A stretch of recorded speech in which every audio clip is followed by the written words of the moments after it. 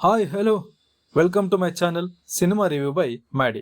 ಇವತ್ತಿನ ವಿಡಿಯೋ ಒಂದು cinema recommendation videos. ಎಷ್ಟೋ ಮೂವಿಗಳು ಬಂದಿವೆ ಹೋಗಿವೆ, ಆದರೆ ಎಲ್ಲಾ ಜಾನರ್ ಮೂವಿಗಳು ಒಂದು ಲೆಕ್ಕ ಆದರೆ ಕ್ರೈಮ್ ಥ್ರಿಲ್ಲರ್ನ ಸಿನಿಮಾಗಳು ಬೇರೇನೇ ಲೆಕ್ಕ ಅಂತ ಹೇಳ್ತೀನಿ. ಹಾಗಾಗಿ ನಿಮಗೆ ಅಂತಾನೆ ಸೌತ್ ಇಂಡಿಯಾದ 5 ಸಸ್ಪೆನ್ಸ್ ಕ್ರೈಮ್ ಥ್ರಿಲ್ಲರ್ ಮೂವಿಗಳನ್ನ ತಗೊಂಡು ಬಂದಿದ್ದೀನಿ. ತುಂಬಾ ಟೈಮ್ ವೇಸ್ಟ್ ಮಾಡೋದು ಬೇಡ, ವಿಡಿಯೋಗೆ ಹೋಗೋಣ ಬನ್ನಿ. Second case of Sitaram Benoy. Sitaram Benoy ಅಂತ ಮೂವಿ ಬಂದಿತ್ತು. ಇದು OTTಯಲ್ಲಿ ತುಂಬಾ ಸದ್ದು ಮಾಡಿತ್ತು.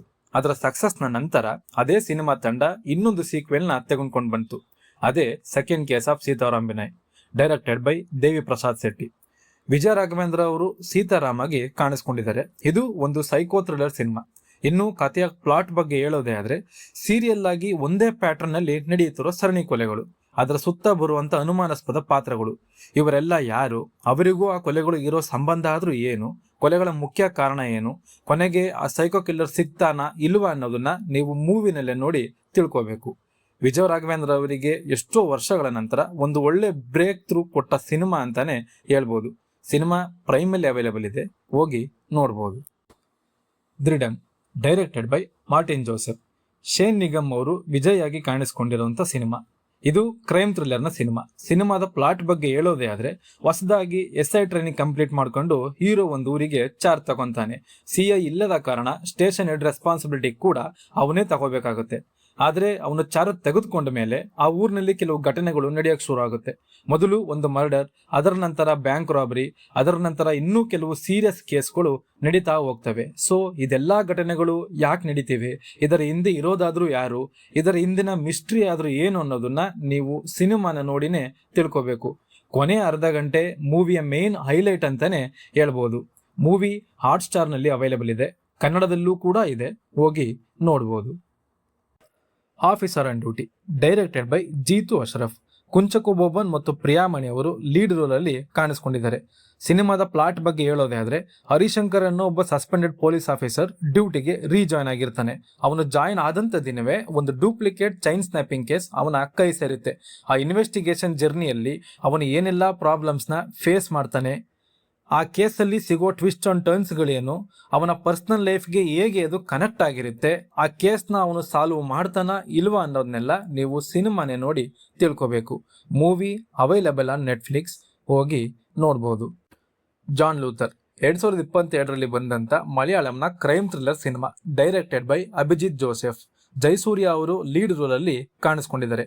ಸಿನಿಮಾದ ಪ್ಲಾಟ್ ಬಗ್ಗೆ ಹೇಳೋದೇ ಆದ್ರೆ, ಒಂದು ಊರಲ್ಲಿ ಒಂದು ದಿನ ರಾತ್ರಿ ರೋಡ್ ಆಕ್ಸಿಡೆಂಟ್ ಆಗುತ್ತೆ. ಎಲ್ಲರೂ ಅದನ್ನ ಹಿಟ್ ಅಂಡ್ ರನ್ ಕೇಸ್ ಅಂತ ಅನ್ಕೊಂಡಿರ್ತಾರೆ. ಅದೇ ದಿನ ಒಂದು ಮಿಸ್ಸಿಂಗ್ ಕೇಸ್ ಕೂಡ ಆಗಿರುತ್ತೆ.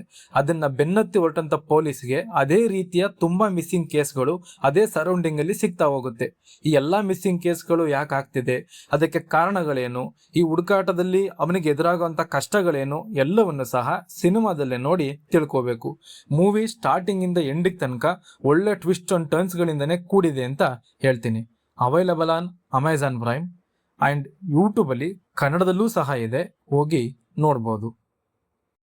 ಗರುಡನ್, 2023ರಲ್ಲಿ ಬಂದಂತ ಮಲಯಾಳಂನ crime thriller cinema, directed by Arun Varma. Biju Menon ಮತ್ತು ಸುರೇಶ್ ಗೋಪಿ ಅವರನ್ನ ಲೀಡ್ ರೋಲ್ ನಲ್ಲಿ ನೋಡಬಹುದು. ಸಿನಿಮಾದ ಪ್ಲಾಟ್ ಬಗ್ಗೆ ಹೇಳೋದೇ ಆದ್ರೆ, ತೆರೇಸಾ ಅನ್ನೋ ಹುಡುಗಿ ಮೇಲೆ ಅವರ ಕಾಲೇಜ್ ಫಂಕ್ಷನ್ ಸಮಯದಲ್ಲಿ ರೇಪ್ ಅಟೆಂಪ್ಟ್ ಆಗಿರುತ್ತೆ. ಆ ಕೇಸ್ ಇನ್ವೆಸ್ಟಿಗೇಷನ್ ಮಾಡ್ತಿದ್ದ DCP ಹರೀಶ್ ಆ ರೇಪ್ನ ಮಾಡಿದ್ದು ಅದೇ ಕಾಲೇಜ್ನ ಪ್ರೊಫೆಸರ್ ನಿಶಾಂತ್ ಅಂತ ಕಂಡು ಹಿಡಿದು ಅವನಿಗೆ ಕೋರ್ಟಲ್ಲಿ 7 ವರ್ಷ ಶಿಕ್ಷೆ ಕೊಡಿಸ್ತಾರೆ. ಆದರೆ 7 ವರ್ಷದ ನಂತರ ಅದೇ ನಿಶಾಂತ್ ಮತ್ತೆ ಹೊರಗೆ ಬಂದು ಆ ಕೇಸ್ನ ರೀಓಪನ್ ಮಾಡಿ ಸ್ವತಃ ತಾನೇ ವಾದ ಮಾಡಿ ಅವನ ಮೇಲೆ ಯಾವ ತಪ್ಪು ಇಲ್ಲ ಅಂತ ನಿರೂಪಿಸ್ತಾನೆ. ಆ ಕೇಸ್ನ ಇನ್ವೆಸ್ಟಿಗೇಷನ್ ಮಾಡಿದ DCP ಹರೀಶ್ ಹತ್ರ ಅವನಿಗದ ಲಾಸ್ ಬಗ್ಗೆ ಕೇಳ್ತಾನೆ. ನಿಜವಾಗ್ಲೂ ನಿಶಾಂತ್ ಆ ಕೇಸ್ನ ಹೇಗೆ ಗೆದ್ದ, ಆ ಹುಡುಗಿ ಮೇಲೆ ಅತ್ಯಾಚಾರ ಮಾಡಿದ್ಯಾರು, DCP ಹರೀಶ್ ಆ ಕೇಸ್ನ ರೀಓಪನ್ ಮಾಡಿ ಸತ್ಯನ ಹೇಗೆ ಕಂಡುಹಿಡ್ದ ಅನ್ನೋದನ್ನೆಲ್ಲ ಸಿನಿಮಾದಲ್ಲೇ ನೋಡಿ ತಿಳ್ಕೋಬೇಕು. ಒಂದು ಒಳ್ಳೆ ಕ್ರೈಮ್ ಥ್ರಿಲ್ಲರ್ ಮೂವಿ, ಕೊನೆ ತನಕ ತುಂಬಾ ಎಂಗೇಜಿಂಗ್ ಆಗಿ ಆಡಿಯನ್ಸ್ನ ಹೋಲ್ಡ್ ಮಾಡುತ್ತೆ ಅಂತಾನೆ ಹೇಳ್ತೀನಿ. ಅವೈಲಬಲ್ ಆನ್ ಅಮೆಜಾನ್ ಪ್ರೈಮ್, ಹೋಗಿ ನೋಡ್ಬೋದು. ಇದು ಇವತ್ತಿನ ನನ್ನ ಮೂವಿ ರೆಕಮೆಂಡೇಶನ್ ಲಿಸ್ಟ್ ಆಗಿತ್ತು.